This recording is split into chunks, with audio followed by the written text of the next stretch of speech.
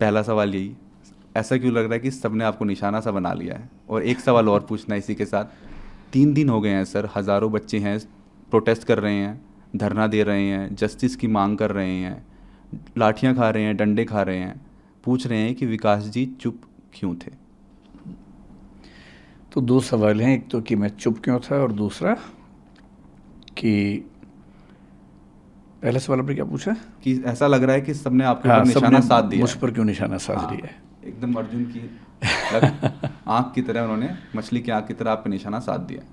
मुझ पर निशाना इसलिए साधा है कि ऐसे मामले में कोई एक बलि का बकरा सबको चाहिए होता है, उससे चीज़ें थोड़ी आसान हो जाती हैं। प्रशासन के लिए आसान हो जाता है कि हम बच गए, एक का नाम लगा दो। समाज को भी एक सीधी सीधी बात समझ में आती है कि अच्छा अच्छा एक आदमी मिल गया, यही जिम्मेदार था, तो वो तसल्ली मिल जाती है कि चलो हमें दोषी मिल गया। और जो कॉम्पिटिटर्स हैं उनको ये लगता है कि अच्छा मौका है, इसी में स्कोर सेटल कर लिया जाए, हिसाब बराबर कर लिया जाए। जो बच्चे हैं, बच्चे जिस इमोशनल टर्बुलेंस से गुजर रहे हैं, उनकी नाराज़गी की वजह यह है कि मैं उनके साथ क्यों नहीं खड़ा हूँ। तो बच्चों की नाराज़गी जायज़ है, लेकिन जो सीलिंग का एक्शन है मेरे ख्याल से 50 से ऊपर इंस्टीट्यूट्स पे हुआ, उसमें एक नाम हमारा भी है। पर शायद उनको मुझसे ज़्यादा उम्मीद थी, इसलिए उनको ख़राब लगा, हर्ट हुए, तो नाराज़गी पूरी मुझ पे फूटी है। और मैं इस बात से बहुत संतुष्ट हूँ, अच्छा महसूस कर रहा हूँ कि सारा रोष मुझ पर है। कम से कम मैं इस बात को लेकर निश्चिंत हूँ कि वो मानते हैं कि मुझे उनके साथ और सही पक्ष में खड़ा होना चाहिए था। तो इसके लिए मैं कृतज्ञ हूँ कि उन्होंने इतना गुस्सा मुझ पर किया।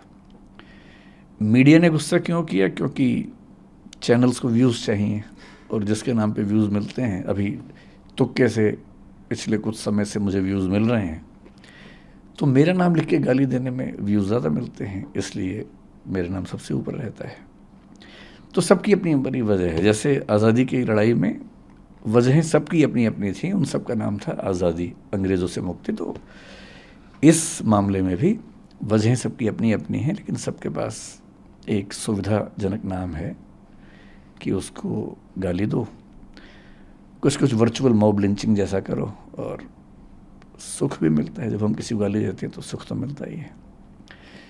तो सब इसलिए पीछे पड़े हैं, सबकी अपनी अपनी वजह हैं। लेकिन ठीक है, जब यूट्यूब ने, सोशल मीडिया ने मुझे प्रसिद्धि दी पिछले 3-4 साल में, मुफ्त में इतनी सारी प्रसिद्धि मिली, तो क्या होता है कि जब कुछ मिलता है तो हमें लगता है कि हम डिज़र्व करते थे, और जब कुछ विपरीत होता है तो हमें लगता है कि मेरे साथ ही क्यों हो रहा है। तो जिस तर्क से लोगों ने इतना स्नेह दिया, उसी तर्क से लोगों ने इतनी नाराज़गी मुझ पर उड़ेली। लोग एकदम ठीक हैं, गुस्सा एकदम जायज़ है, पर मेरी अपनी वजह है कि मैं इतना लेट क्यों हुआ। दूसरा सवाल आपका ये है कि मैंने इतने समय तक कोई प्रतिक्रिया क्यों नहीं दी। इसकी दो वजह हैं। एक तो मेरा स्वभाव, क्योंकि मैं भावनात्मक मामलों में बहुत मुखर और एक्सप्रेसिव नहीं हूँ। 3 बच्चों की डेथ हुई, दर्दनाक मृत्यु हुई, उस दिन से मेरे घर में हम लोग, आपको बड़ा आश्चर्य होगा, जो पिछले 2 दिन में हो रहा है उससे मुझे परेशानी लगभग नहीं के बराबर है। सारे चैनल्स मेरे पीछे पड़े हैं, इससे मुझे परेशानी नहीं के बराबर है। मेरे परिवार में लोग अचंभित भी रहते हैं कि मैं इतना सामान्य कैसे रह लेता हूँ।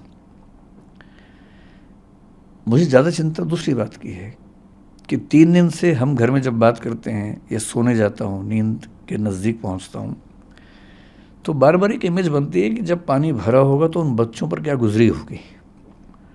क्योंकि 1-2 बार ऐसा हुआ कि नदी में तैरते हुए पानी नाक में भर गया, 1-2 सेकंड्स के लिए डूबते डूबते मरे, मतलब बचे।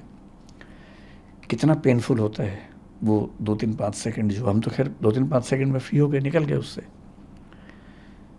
पर उन बच्चों ने तो कम से कम 1-1.5-2 मिनट, मुझे नहीं पता कितना समय इस चीज़ का होता है, लेकिन लगभग इतना होता ही होगा, झेला ही होगा। उम्मीदों की जब आखिरी कड़ी टूटी होगी, जब टेबल पे चढ़े होंगे बचने के लिए और पानी इतना सारा आ गया होगा। मेरी इस पूरे प्रकरण में मूल चिंता उस अनुभव को महसूस करने की है और वो दुख है। तो ऐसे दुख में उनके पेरेंट्स को मैं जानता नहीं हूँ, मैं उनसे कैसे अपनी बात कहूँ, कैसे उनसे मिलूँ। दूसरा, जो विद्यार्थी इस समय आंदोलन में हैं, उनकी सारी बातें जायज़ हैं, लेकिन वो जिस उम्र में हैं, जिस गुस्से में हैं, थोड़ा सा ये भय भी होता है कि अगर हम जाके बात भी करें तो उस समय वो पूरी बात सुनेंगे या नहीं सुनेंगे। अच्छी बात है कि आज ऐसे 3-4 बच्चों से मेरा मिलना हुआ है। मैं भी एक मीटिंग से आ रहा हूँ, एलजी साहब ने बुलाई थी मीटिंग, उसमें कुछ बच्चे भी आए हुए थे और कई इंस्टीट्यूट्स के ऑनर्स भी थे, दिल्ली सरकार के आला अधिकारी भी थे, डीडीए से, एमसीडी से, फायर डिपार्टमेंट से, चीफ सेक्रेटरी दिल्ली सरकार के वो भी थे। तो वहाँ थोड़ी सी बच्चों से मेरी मतलब 1-to-1 नहीं, लेकिन हाँ मीटिंग के दौरान बातें हुई। अब मुझे लगता है कि वो सहजता है, हो सकता है कि मैं आज या कल में बच्चों से मिलूँगा। क्या दिल्ली सरकार का कोई मंत्री, जिस मीटिंग का आप जिक्र कर रहे हैं एलजी साहब के साथ अभी चंद घंटों पहले हुई, क्या कोई दिल्ली सरकार का मंत्री भी था उसमें? नहीं, एक भी मंत्री नहीं था दिल्ली सरकार। ये मामला अभी एलजी साहब हैंडल कर रहे हैं, तो ब्यूरोक्रेट्स बहुत सारे थे, दिल्ली सरकार का कोई मंत्री नहीं था उसमें। अगर आप कुछ बता सके कि उस मीटिंग में क्या बातचीत हुई, किन मुद्दों पे बात हुई और क्या सहमति बनी? मीटिंग बड़ी अच्छी हुई, अच्छा लगा कि एलजी साहब भी और दिल्ली सरकार अब काफ़ी एक्टिव है। दरअसल उनको भी कुछ मामलों में क्लैरिटी नहीं थी, बच्चों की समस्याएं भी सुनी ने, कोचिंग इंस्टीट्यूट्स का अपना पक्ष क्या है वो भी सुना, कौन से ऐसे नियम कानून हैं जो कन्फ्यूज़न पैदा करते हैं वो भी सुना, सब नोट किया। उसके बाद एक छोटी कमेटी बनाई गई है, उस कमेटी में मैं भी हूँ, कुछ टीचर्स और भी हैं। उसमें अगर मैं ठीक ध्यान कर रहा हूँ तो दिल्ली के चीफ सेक्रेटरी भी हैं, डीडीए एमसीडी के जो हेड्स हैं वो भी हैं। तो हम सब लोग अगले कुछ दिनों में कुछ मीटिंग्स करके इस समस्या का स्थायी समाधान निकालने का प्रयास करेंगे। और वो सुझाव सब लोगों ने दिए, मैंने भी दिए, और वो सब नोट किए गए हैं। कुछ बातों पर ऐसा लग रहा है कि अच्छा समाधान जल्दी निकल जाएगा। सर, आपके कोचिंग सेंटर की बात करते हैं, दृष्टि आईएएस की बात करते हैं, जो मुखर्जी नगर में जो कोचिंग सेंटर है उसको एमसीडी ने उसका बेसमेंट सील कर दिया था। बच्चे आपके जितने भी स्टूडेंट्स हैं वो दोनों कोचिंग सेंटर मुखर्जी नगर में हो चाहे करोल बाग में हो, वहाँ पे प्रोटेस्ट कर रहे हैं। कुछ बच्चे कल रात को आपके घर के सामने भी पहुँच गए हैं। बच्चों में बहुत आक्रोश है, वो जस्टिस चाह रहे हैं। कहीं ना कहीं आपको ये भी लगा है कि दृष्टि आईएएस से कोई चूक हुई है? मतलब ये कह सकते हैं आराम से कि चूक हुई है, और लेकिन वो चूक ऐसी नहीं थी कि नीयत हमारी खराब रही हो, लेकिन हाँ चूक हुई है नियमों के स्तर पर। इंटरेस्टिंग बात या विचित्र बात ये है कि अगर आप मुझसे पूछें कि दिल्ली में कितने कोचिंग इंस्टीट्यूट्स हैं, मेरा ख्याल है कि उनकी संख्या कम से कम 1000 तो होगी ही, शायद ज़्यादा होगा, 2000 भी हो सकते हैं, ज़्यादा भी हो सकते हैं। जो नॉर्म है फायर एनओसी की, एजुकेशनल बिल्डिंग की, अगर आप मुझसे पूछें कि वो दिल्ली में कितनी बिल्डिंग्स के पास हैं, मेरा अनुमान है कि 2000 में से शायद एक के पास भी नहीं है। एक के पास भी नहीं? जी, ध्यान रखिए मैं जो कह रहा हूँ, fire NOC for educational building. Fire NOC कई तरह के होते हैं, अलग अलग कैटेगरीज में होते हैं, अलग अलग चीज़ों के लिए बने होते हैं। ऐसा नहीं है कि कोशिश हमने या बाकी इंस्टीट्यूट्स ने नहीं की, पर क्या होता है कि जब कोई हादसा होता है उसके बाद मोटी मोटी चीज़ें सतह पे आती हैं कि फायर एनओसी नहीं था, या ये नहीं था, या वो नहीं था, और जनता का आक्रोश फट पड़ता है। उसके पीछे की वजहें क्या हैं, परिस्थितियाँ क्या हैं, वो सोचने के लिए, समझने के लिए धैर्य चाहिए, समय चाहिए। तो मैं असल में 3 दिन से ये भी चाह रहा था कि पहले सारी स्थितियाँ सामने आ जाएं, क्योंकि 1-1.5 दिन तक तो ये स्पष्ट नहीं हो रहा था कि कितने बच्चे थे, क्या स्थिति है। धीरे धीरे चीज़ें स्पष्ट हुई, तो फिर आज ये मीटिंग हुई, तो मेरा ख्याल है कि अब हम उन सब बातों पर ज़्यादा स्पष्ट रूप से बात कर सकते हैं। जहाँ तक बात है हमारी बेसमेंट की, हमारी बेसमेंट मुखर्जी नगर में थी, करोल बाग में हमारे पास 4-5 बिल्डिंग्स हैं, उनमें से एक बिल्डिंग की बेसमेंट सील हुई है। बेसमेंट जो करोल बाग में थी वो अप्रूव्ड बेसमेंट है, अप्रूव्ड कमर्शियल बेसमेंट है, जिसमें एनओसी पे लिखा हुआ है कि उसमें ऑफिस चलाया जा सकता है। उसमें ऑफिस ही चल रहा था, पर अभी एमसीडी पर जो दबाव था उन्होंने इनडिस्क्रिमिनेट तरीके से सबको सील किया है, हमें भी सील किया है। नेहरू विहार में जो बेसमेंट थी जिसको लेके काफ़ी ज़्यादा शोर हुआ। दरअसल क्या होता है कि जैसी बेसमेंट की बात आई तो सबके मन में बेसमेंट की एक इमेज बन गई है, एक छवि बन गई है। छवि ऐसी है कि एक छोटी सी बेसमेंट है, उसमें कुछ बच्चे बैठे हुए हैं, एक ही दरवाज़ा है, अगर वो बंद हो जाएगा तो क्या होगा। एकदम जायज़ बात है। जो नेहरू विहार की बेसमेंट थी वो किसी घर की बेसमेंट नहीं थी, वो एक कमर्शियल मॉल है उसकी बेसमेंट है, बहुत बड़े आकार की बेसमेंट है। उसमें एक नहीं, दो नहीं, 7 एग्जिट हैं। सातों एग्जिट आपस में कनेक्टेड हैं। उसमें क्लासरूम्स थे, हर एक क्लासरूम के अंदर मैप लगे हुए हैं कि किसी भी इमरजेंसी में आप कहाँ कहाँ से बाहर निकल सकते हैं। हमारे स्टाफ के जितने मेंबर्स हैं उन सब की ट्रेनिंग वहाँ पर लगातार होती है। फायर डिपार्टमेंट की मॉक ड्रिल्स वहाँ पर लगातार स्टाफ के साथ होती हैं। मैं अपने होशो हवास में ये बात कह रहा हूँ कि हमें 3 दिन पहले जो इंसिडेंट हुआ उसके पहले ये एहसास था कि वो बेसमेंट शायद दिल्ली के सबसे सेफ इंफ्रास्ट्रक्चर्स में से एक है, क्योंकि जहाँ तक फायर की बात है, और वो बिल्डिंग बनी है नेशनल बिल्डिंग कोड के जो लेटेस्ट प्रतिमान है उनके हिसाब से, क्योंकि वो बिल्डिंग हाल ही की बनी हुई 10-12 साल पहले की बिल्डिंग है। जब वो बिल्डिंग बनी, क्योंकि हम उसके मालिक नहीं हैं, हम उसके टेनेंट हैं, जो उसके मालिक हैं, जब हमने उनसे पूछा, क्योंकि पिछले 1-2 साल से ये प्रोसेस ज़्यादा हुआ शुरू, हमने उनसे पूछा कि क्या आपके पास अथॉरिटी है। उन्होंने कन्वेंस डीड की कुछ चीज़ें अंडरलाइन करके दी, जो उन्होंने हाई कोर्ट में भी दिखाई। हाई कोर्ट में इस पर 1-1.5 साल से केस भी चल रहा है। डीडी और एमसीडी के बीच में कुछ कन्फ्यूजन्स हैं, कई चिट्ठियाँ एमसीडी ने लिखी हैं, कई डीडी ने जवाब दिए हैं। अब कोर्ट में कल फिर उसकी अर्ली हियरिंग होने वाली है, उसमें वो बात भी आने वाली है 28 अगस्त को, वरना वो हियरिंग थी ही 28 अगस्त को। फैसला वैसे भी होने वाला था कि ये अलाउड है या नहीं, उसके बाद हम शायद हटते ही। और पिछले 1 साल में हमने अपने स्टूडेंट्स को न केवल क्लास में मैंने बताया कई बच्चों को, अब जो एकदम लेटेस्ट वाले बच्चे हैं उनको छोड़ दें, क्लास में जा जा के सबको बताया कि ऐसा हो सकता है कि हमें इसकी परमिशन ना मिले, उस केस में हम शिफ्ट करेंगे। यहाँ तक कि उनसे आज से करीब 1 साल पहले की बात होगी, उनसे हमने ऑनलाइन एक फॉर्म भरवाया कि उस केस में वो कहाँ जाना पसंद करेंगे, करोलबाग जाना पसंद करेंगे, यहाँ रहना पसंद करेंगे, या अभी तय नहीं कर पा रहे हैं, बाद में तय करेंगे। वो डेटा हमारे पास पूरा है कि उन बच्चों ने 1 साल पहले क्या क्या वोट भरा। और सहमति ये थी कि अभी सरकार में वो हाई कोर्ट में केस चल रहा है, जैसे उस पर कोई निश्चित निष्कर्ष आएगा उसके बाद हम उस तरह से काम करेंगे।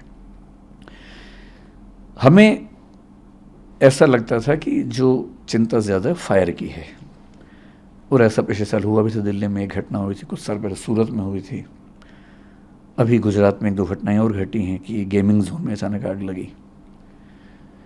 दिल्ली में जिस तरह की गर्मी इस साल थी, उस समय हम भगवान से प्रार्थना करते थे कि किसी इंसिडेंट में कोई हादसा ना हो जाए, क्योंकि इतनी गर्मी थी, रात दिन एसी चल रहे थे, उतना लोड उठाना बड़ा मुश्किल होता है।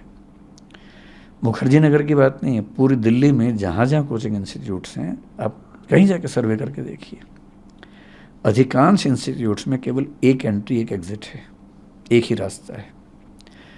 सबसे बड़ी चिंता, उसी रास्ते पर मीटर लगे हुए हैं बिजली के। जो पिछले साल दिल्ली की एक संस्था में आग लगी जिसमें कुछ बच्चों को 3rd फ्लोर से जंप लगाना पड़ा, चोटें लगी, लेकिन गनीमत है कि कोई कैजुअलिटी नहीं हुई। क्या हुआ था उसमें? एक ही रास्ता है, उसमें मीटर है, उसमें आग लग गई, धुआं ऊपर गया। और शुरू में बच्चे ऊपर छत पे नहीं जा पा रहे थे, बाद में फिर दरवाज़ा खुला, वो चले गए वहाँ पर, लेकिन तब तक कुछ बच्चे जंप लगा चुके थे। चाहे सूरत हो चाहे कुछ भी हो, मूल खतरा आग से होता है। और दिल्ली में जब गर्मी पड़ती है, और जब सर्दियाँ पड़ेंगी, सर्दी में फिर हीटर चलेंगे बहुत ज़्यादा, गर्मी में विशेष रूप से 1 महीना इतनी दिक्कत रहती है। और इस साल हमने पहली बार ऐसा किया कि गर्मियों में बच्चों को ये कह के लगभग 15 दिन या 1 महीने की छुट्टियाँ दी, ऑनलाइन क्लास करवाई कि गर्मी ज़्यादा है, कहीं इस समय ऐसा ना हो कि एसी चलने से कोई आग लग जाए, हादसा हो जाए। ये पहली बार हुआ। और 3-4 इंस्टीट्यूट जो मेरे परिचय में थे उस समय, मैंने उनसे भी निवेदन किया था कि गर्मियाँ ज़्यादा हैं और कहीं कोई दिक्कत ना हो तो आप भी हो सके तो छुट्टियाँ करें या ऑनलाइन क्लास करें कुछ दिनों के लिए। हमारे जहन में ये बात कभी आई नहीं थी कि पानी भर सकता है। आज से 3 साल पहले केवल एक घटना हुई जब दिल्ली में यमुना का पानी बहुत बढ़ा, इस मॉल के पास में एक नाला है, करीब 50 एरियल डिस्टेंस 50 मीटर के आसपास या 30 मीटर के आसपास होगा वहाँ से। उसमें पानी का लेवल भरने लगा। जैसे उसमें पानी का लेवल भरने लगा, हमने अपने इंस्टीट्यूट में 7 दिन की छुट्टी कर दी कि जब तक ये नीचे नहीं जाएगा हम क्लास नहीं लेंगे। 7 दिन छुट्टी हुई, ऑनलाइन क्लास चली, बच्चे वहाँ चले गए। 3 दिन पहले जो घटना घटी, उसके बाद पहली बार हमें ये रियलाइजेशन हुआ कि कहीं ऐसा भी तो हो सकता है, ये हमारे जहन में कभी नहीं आया था। और मैं एमसीडी का तहे दिल से शुक्रिया करता हूँ कि उन्होंने सीलिंग कर दी है। और मैं चाहूँगा कि पूरी दिल्ली में जहाँ भी कोई ऐसी बिल्डिंग हो जहाँ अनसेफ तरीके से क्लासेस चलती हों, हमारी हो किसी की भी हो, स्ट्रिक्ट एक्शन हो, लेकिन एक पॉलिसी सरकार की तरफ से बन जाए, जो पॉलिसी मतलब क्लियर कट हो, ट्रांसपेरेंट हो। जैसे भी फायर सर्टिफिकेट को लेकर बड़ी दिक्कत है। आप फायर डिपार्टमेंट से सर्टिफिकेट जब मांगते हैं, पहली बात तो सीधे इश्यू नहीं करते, वो कहते हैं कि आप एमसीडी के थ्रू आओ, डीडीए के थ्रू आओ। आज की मीटिंग में ये प्रस्ताव भी रखा गया और आज फायर डिपार्टमेंट ने कहा कि हमें ऐसी व्यवस्था बनाएंगे कि सीधे हमसे आप सर्टिफिकेट ले सकते हैं। फायर डिपार्टमेंट से सर्टिफिकेट मिलता भी है तो उस पर क्लियर क्या लिखा होता है, क्योंकि वो बिल्डिंग कमर्शियल है तो कमर्शियल सर्टिफिकेट है। एमसीडी कहती है कि एजुकेशनल सर्टिफिकेट चाहिए। एजुकेशनल बिल्डिंग का certificate to the best of my knowledge Delhi में एक भी प्राइवेट संस्था के पास नहीं है, केवल कॉलेज, यूनिवर्सिटी, स्कूल को मिलता है। और ये भी क्यों हुआ? क्योंकि 2020 से पहले डीडीए की भाषा में हम एजुकेशनल बिल्डिंग वाली एक्टिविटी में नहीं थे, हम कमर्शियल एक्टिविटी में थे।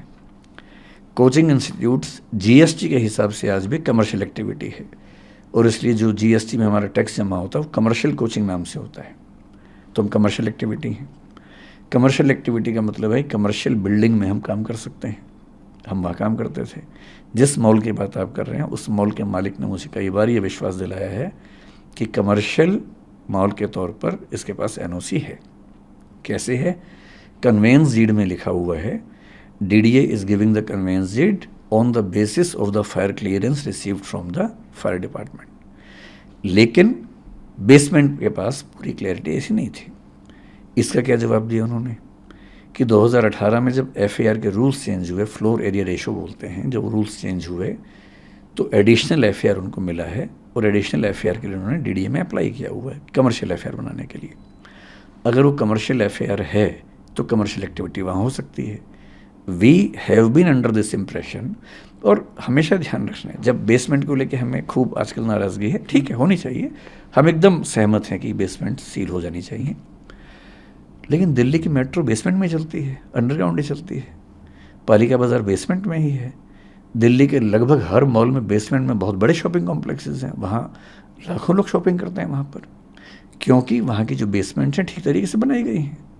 और कमर्शियल मॉल की तरफ से हमें ये बार बार आश्वासन मिला कि वो बेसमेंट उसी तरीके से बनी हुई है। और उन्होंने कहा कि हमने डीडीए में अप्लाई किया है कि हमें कमर्शियल एफएआर में इसका एनओसी मिले। अगर कमर्शियल एनओसी मिल जाता, एनओसी क्यों नहीं मिल रहा? डीडीए का मानना है कि ये काम एमसीडी का है, एमसीडी का मानना है कि काम डीडीए का है। एमसीडी ने कई पत्र डीडीए को लिखे, डीडीए ने कई पत्रों में जवाब एमसीडी को दिया और यहाँ तक कहा कि हमारे पास डॉक्यूमेंट्स नहीं हैं, ये आपको देखना पड़ेगा। पिछली मीटिंग में हाई कोर्ट में डीडीए ने पहली बार ये कहा कि हम एमसीडी को राइट्स दे रहे हैं और अब एमसीडी जो कल हियरिंग होने वाली, शायद उसके बाद हमें वैसे भी इशू करती, या तो परमिशन मिल जाती या वो इशू करती कि आपको ये छोड़ना पड़ेगा, तो हम छोड़ते उसको। मतलब बेसमेंट होने मात्र से चीज़ें जैसी फैल जाती हैं। मैं आपसे फिर कह रहा हूँ, ऑन रिकॉर्ड कह रहा हूँ, उस बेसमेंट का पूरा लेआउट स्ट्रक्चर एमसीडी को हमने सबमिट किया हुआ है, डीडीए को सबमिट किया हुआ है, फायर डिपार्टमेंट को सबमिट किया हुआ है एनओसी के लिए कुछ महीने पहले। अब तक वहाँ से रिजेक्शन भी नहीं आया उसका। और उसमें 7 फायर एग्जिट्स बड़े बड़े, वो सब उसमें नक्शे में है, और नक्शे में नहीं है, वो रियलिटी में भी है। सर आपने अभी एक बात बोली, लेकिन इसके बावजूद पिछले 3 दिन में जो घटना घटी, उसे देखने के बाद मुझे एहसास है कि ये केयरलेसनेस थी, हमारे दिमाग में बात कभी नहीं आई। और मैं आपके चैनल पर बड़ा खुल के कह रहा हूँ कि परमिशन कभी भविष्य में मिल भी गई तो भी हम बेसमेंट में काम नहीं करेंगे। मैं इसका भरोसा आपको दे रहा हूँ और मैं चाह रहा हूँ पूरी दिल्ली में एक भी कोचिंग इंस्टीट्यूट बेसमेंट में ना चले, और ऊपर भी चले तो फायर सेफ्टी के साथ चले। मैं आपको एक बात और स्पष्ट कर देता हूँ यहाँ पर, आपको हो सकता लगे कि मैं बहुत बड़ी बात बोल रहा हूँ, मैं खुल के ये बात कह रहा हूँ, बिल्डिंग सेफ्टी नॉर्म्स के मामले में जितनी शिद्दत से हम कोशिश करते हैं, मुझे भरोसा है कि वैसी शिद्दत कहीं आपको नहीं मिलेगी। अगर आप चाहेंगे, मैं भी आपको अपने व्हाट्सएप में एक चीज़ दिखाऊंगा।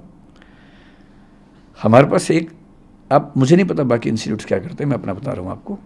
2 महीने पहले, 3 महीने पहले हमने एक वैकेंसी निकाली, क्योंकि हमने 1.5 साल पहले एक डिविजनल हेड रैंक का ऑफिसर बनाया अपनी कंपनी। डिविजनल हेड हमारे यहाँ सीनियर मैनेजमेंट का पार्ट है, जो केवल सेफ्टी देखेगा बिल्डिंग्स की। उसका एक ही काम था, बिल्डिंग की सेफ्टी देखना। जनवरी 2023 में हमने एक व्हाट्सएप ग्रुप बनाया, मैं उसका मेंबर हूँ। उस ग्रुप का काम क्या है, 16 पॉइंट्स उसमें लिखे हुए हैं, जिसमें एक लिखा हुआ है कि मैंने चेक कर लिया है कि सारे दरवाजे खुले हैं, फायर एग्जिट साफ़ है, उस पर कोई बाधा नहीं है, छत के दरवाजे खुले हुए हैं, कोई इमरजेंसी होने पर बच्चे बाहर निकल सकते हैं। वो सब 16 पॉइंट्स हैं उसमें। ये 16 के 16 पॉइंट्स पे हमारी हर बिल्डिंग के बिल्डिंग इंचार्ज को रोज़, ये मैं महीने की बात नहीं कर रहा हूँ, रोज़ की बात कर रहा हूँ, एक अपडेट डालना होता है कि मैंने ये सारे 16 पॉइंट चेक कर लिए हैं, ये सारे ठीक हैं, अगर इसके बाद भी कोई दिक्कत आती है तो मैं इसके लिए ज़िम्मेदार हूँ। ये रोज़ होता है। आप अगर व्हाट्सएप मेरा देखना चाहेंगे, इसके बाद देखिएगा। और ये हर बिल्डिंग के लिए रोज़ होता है। इसके अलावा 3 महीने पहले हमने एक वैकेंसी निकाली, 2 महीने पहले ज्वाइनिंग हुई मई के अंत में, एक ऐसे व्यक्ति की जिसका नाम ही है फायर एंड सेफ्टी ऑफिसर। उनका काम क्या है, वो 14 साल से बड़े बड़े मॉल, बड़े बड़े हॉस्पिटल्स में, फोर्टिस जैसे हॉस्पिटल में, एम्बियंस जैसे मॉल में फायर एंड सेफ्टी काम कर चुके हैं। वो दृष्टि के पेरोल पे हैं। उनका एक ही काम है कि सारी बिल्डिंग्स का ऑडिट करना और जहाँ ज़रा भी दिक्कत है सेफ्टी के मामले में उसको ठीक करना। उनके अंडर हमने फायर मार्शल्स नियुक्त किए हैं अपनी बिल्डिंग्स में, ताकि कभी फायर की दिक्कत आए तो नॉर्मल स्टाफ ट्रेंड है हमारा नियम है कि जब भी कोई स्टाफ ज्वाइन करता है, MTS मल्टीटास्किंग स्टाफ जो होता है, 7 दिन के अंदर उसकी फायर ट्रेनिंग होती है। और इसके अलावा अब हम फायर मार्शल हर बिल्डिंग में अपॉइंट करें ताकि कभी फायर हो जाए, क्योंकि वो ट्रेंड हैं, बहुत ज़्यादा सीख के आए हैं, तो वो तुरंत आग बुझा देंगे, जबकि बाकी लोग शायद उतना तुरंत ना बुझा सके। हर क्लासरूम, हर ऑफिस में फायर एक्सटिंग्विशर्स हमने लगा रखे हैं जो लगातार रिफिल होते हैं। मैं चाहूँगा कभी आपको मौका मिले, अगर आप सर्वे कर सकते हैं, दिल्ली या दिल्ली के बाहर हमारी किसी भी शाखा में जाइए, किसी भी क्लासरूम में जाइए, किसी भी बिल्डिंग में कम से कम 2 एग्जिट ना हो तो मैं ज़िम्मेदार हूँ। हम ऐसी बिल्डिंग रेंट पे लेते ही नहीं जिसमें फायर एग्जिट ना हो। कई बिल्डिंग्स में आप देखेंगे लोहे का बहुत बड़ा फायर एग्जिट बना हुआ, चाहे करोल बाग में देखें, चाहे जयपुर में देखें, चाहे इलाहाबाद में देखिए।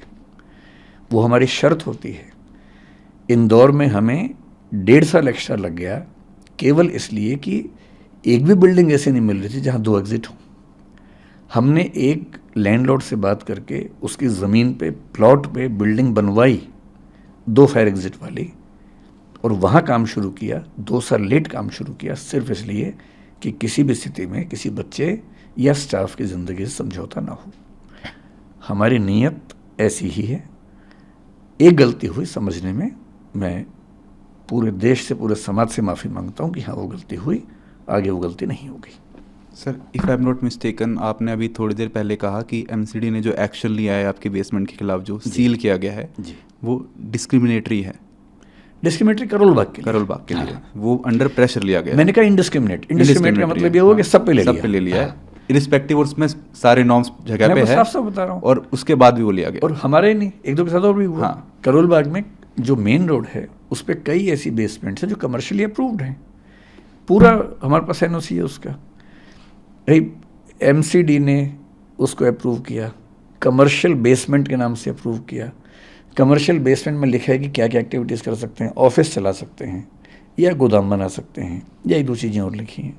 ऑफिस ही चल रहा है, 2 एग्जिट हैं, छोटे एग्जिट हैं 2, सारे फायर प्रोविजंस हैं, पर सील किया। वहाँ पे कोई क्लासेस नहीं चल रही थी, कोई क्लास नहीं, एक भी नहीं। बेसमेंट में कोई करोल बाग एक भी नहीं, एक भी क्लास नहीं चल रही थी। ऑफिस क्लास हमारी बेसमेंट में सिर्फ मुखर्जी नगर नेहरू विहार में चल रही थी। उसकी वजह ये है, और बाकी 1-2 सेंटर्स में बहुत छोटी 1-2 क्लासेस, क्योंकि वहाँ पर ऐसी शायद मेरे ख्याल से मनाही नहीं है, बहुत छोटे 10, 20, 50 बच्चों वाले जो क्लासेस होते हैं, वो भी मैंने कल मना करवा दिया कि वहाँ नहीं चलाएंगे हम।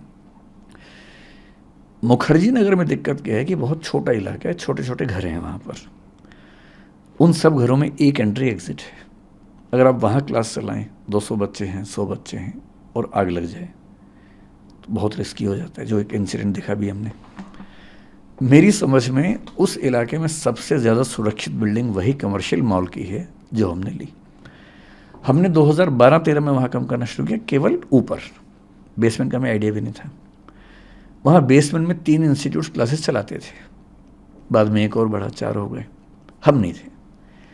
2017-18 के आसपास शायद पहली बार हमें जब ज़रूरत पड़ी तो पता लगा कि एक क्लासरूम नीचे उपलब्ध है। वहाँ 3-4 इंस्टीट्यूट चल रहे थे पहले से, तो हमने ये एज्यूम किया कि इसके हमारे परमिशंस होंगी, तो हमने लिया। धीरे धीरे कंपटीशन ऐसा हुआ कि वो इंस्टीट्यूट्स वहाँ से चले गए, क्योंकि उतना नहीं मैनेज कर पाए। जब वो चले गए तो मॉल के मालिक ने हमसे कहा कि अगर आप चाहें तो आप इसको ले लीजिए। हमने लिया।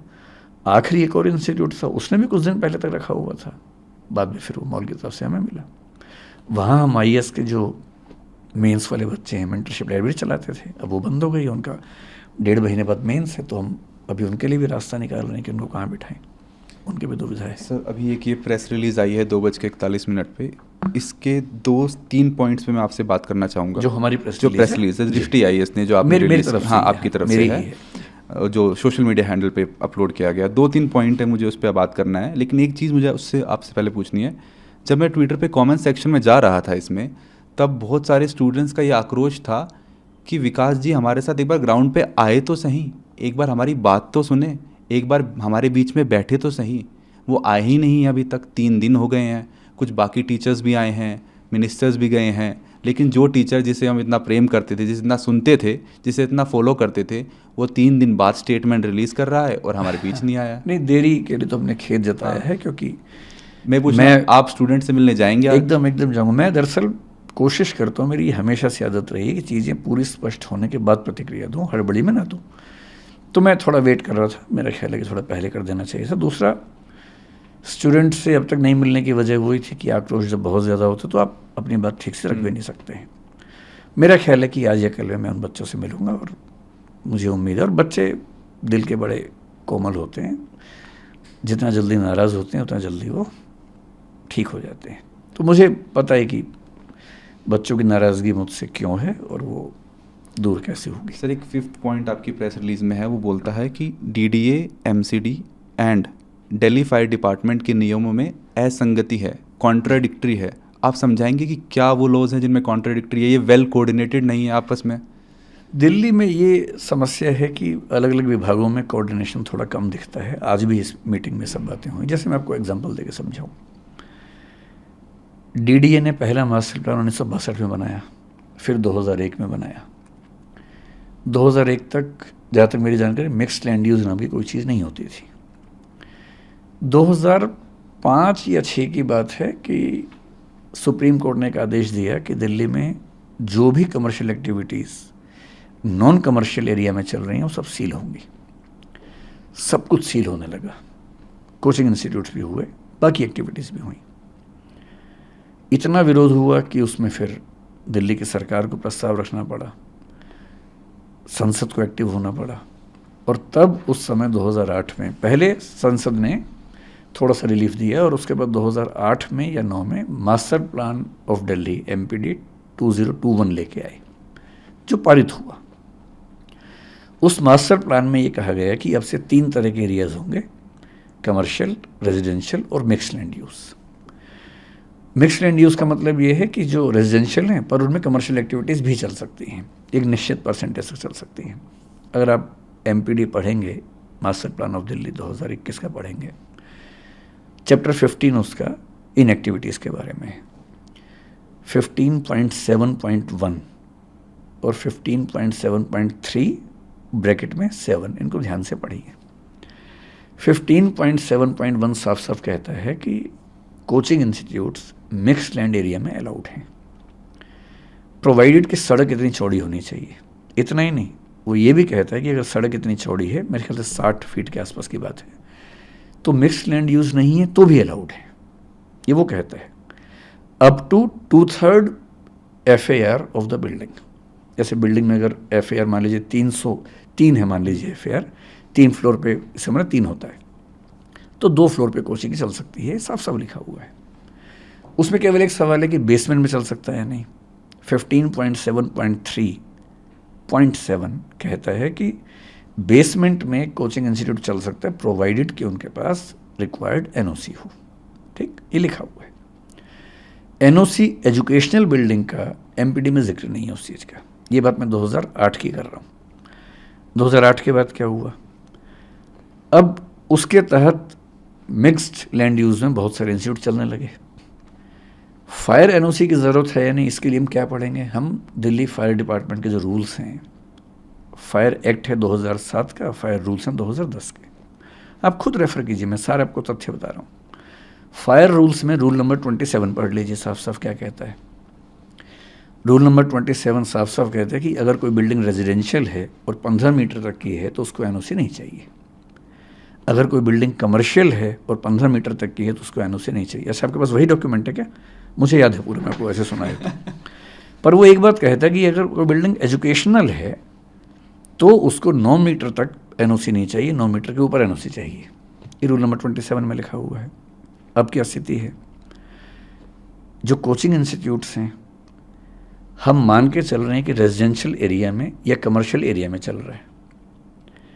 भारत सरकार जीएसटी में कमर्शियल कोचिंग उनको बोलती है, तुम कमर्शियल एक्टिविटी माने जाते हैं।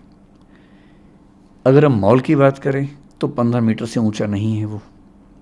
रेजिडेंसीज की बात करें 15 मीटर से ऊंचे नहीं है। पिछले 10 साल में जिसने फायर डिपार्टमेंट से एनओसी मांगा, एक ही जवाब आया कि आपको ज़रूरत नहीं है।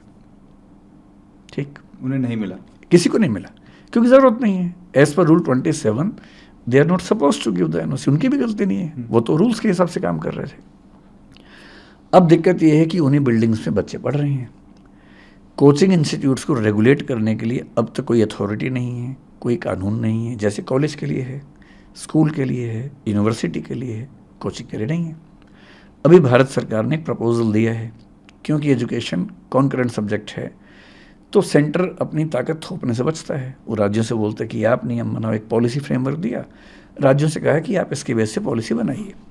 अभी तक मेरे ख्याल से किसी राज्य ने बहुत सीरियस स्टेप नहीं लिए। हालांकि कुछ राज्यों ने, बिहार ने, उत्तर प्रदेश ने, शायद राजस्थान ने पहले से एक पॉलिसी बना रखी थी अपनी।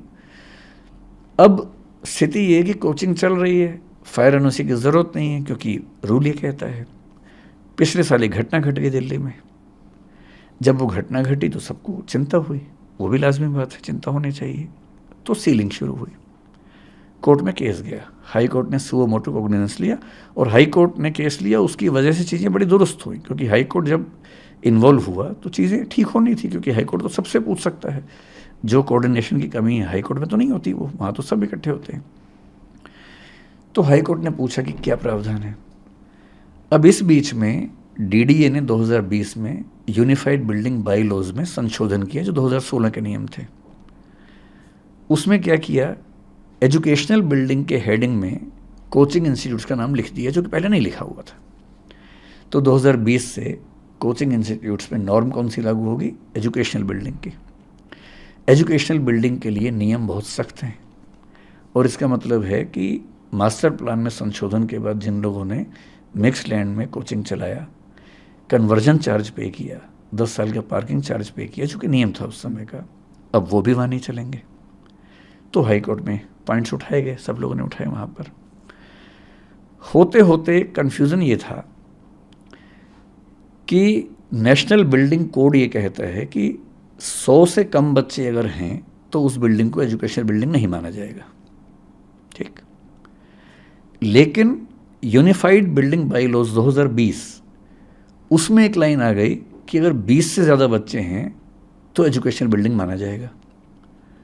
अब एक ही राज्य में दो कानून अलग अलग बात कह रहे हैं।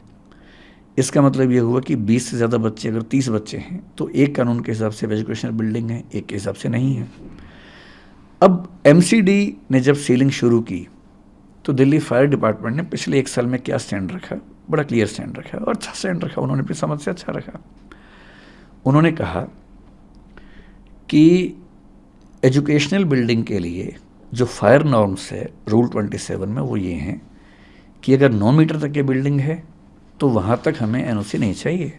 लेकिन आप ढूंढ रहे हैं उसको, नहीं। देखिए रूल नंबर 27 को देखिए, उसमें है उसमें क्या था कि कमर्शियल और रेजिडेंशियल बिल्डिंग को 15 मीटर तक एनओसी नहीं चाहिए, 15 मीटर तक, लेकिन एजुकेशनल बिल्डिंग को 9 मीटर के ऊपर चाहिए। अब अगर हम एजुकेशनल बिल्डिंग मान लें इनको, तो 9 मीटर तक क्या होता है, ग्राउंड और फर्स्ट फ्लोर कवर हो जाता है। तो दिल्ली फायर डिपार्टमेंट ने पिछले 1 साल में जो स्टैंड रखा वो ये रखा कि ग्राउंड और फर्स्ट फ्लोर पे अगर कोचिंग चल रही है तो एनओसी नहीं चाहिए, उसके ऊपर है तो चाहिए। तो मुखर्जी नगर में, दिल्ली के बाकी क्षेत्रों में कोचिंग इंस्टीट्यूट ने जनरली क्या किया, सेकंड थर्ड फ्लोर को बंद करना शुरू कर दिया, ग्राउंड फर्स्ट पे एक्टिविटीज़ करनी शुरू की। हालांकि मेरा अपना मानना है कि फर्स्ट फ्लोर पे भी रिस्क उतना ही हो सकता है, अगर सीढ़ी एक ही है तो खतरा उतना ही है, मेरा अपना ऐसा मानना है। ग्राउंड पे आमतौर पे 2 रास्ते होते हैं तो इतनी दिक्कत नहीं है, अगर सरकार मानना चाहे तो इस बात को कंसिडर करना चाहिए। अब इसलिए सीलिंग नहीं हुई क्योंकि ग्राउंड फर्स्ट पे चल रहा था। हाई कोर्ट ने पिछली हियरिंग में, जो कि अभी मेरे ख्याल से 12 जून की बात है,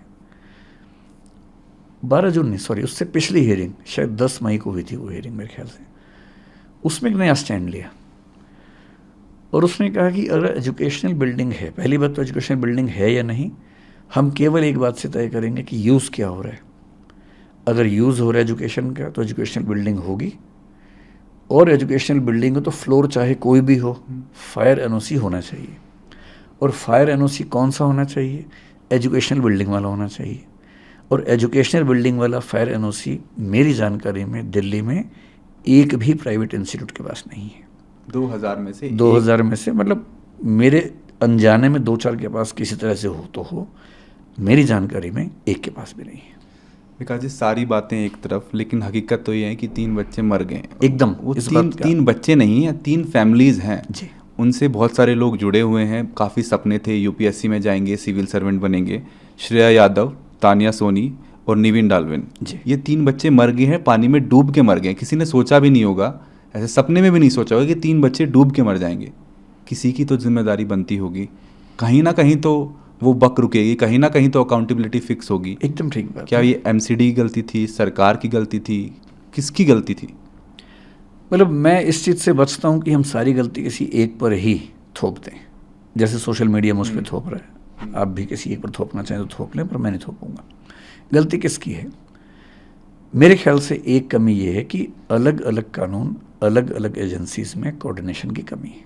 नीयत सबकी ठीक है, अगर थोड़ा कोऑर्डिनेशन होता, जैसे आज की जो मीटिंग थी उससे बड़ा अच्छा प्रस्ताव एक व्यक्ति ने दिया जिसको एलजी साहब ने तुरंत एक्सेप्ट किया।